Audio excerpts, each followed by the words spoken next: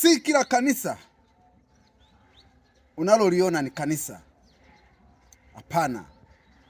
Hata kama lina msalaba, hapana. Mengine ni maduka ya watu.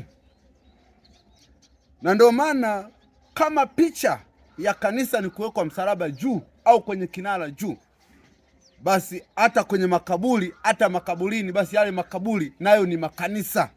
Kwa sababu kazi ya kanisa ni kumtoa mtu kwenye shida. Kazi ya kanisa sio kumkamua. Kazi ya kanisa sio kumfanya huyo mtu apate mchumba. Hapana. Kazi ya kanisa ni kumfanya huyo mtu atoke kwenye shida na kwenye mateso aliyokuwa nayo. Hiyo ndio kazi ya kanisa.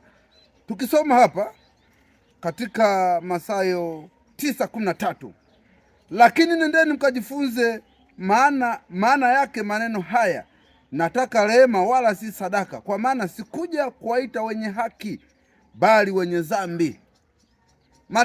Mathayo, Yesu aliyanena haya katika kitabu cha Mathayo kwamba yeye kwa mwanadamu yoyote duniani, fedha sio mbaya kuwa nazo au kutoa kwa mtu ambaye ni mchungaji wako, lakini kazi kubwa ya kanisa ni kumtoa kwanza huyo mtu kwenye shida, na isiwe kipaumbele fedha, sadaka.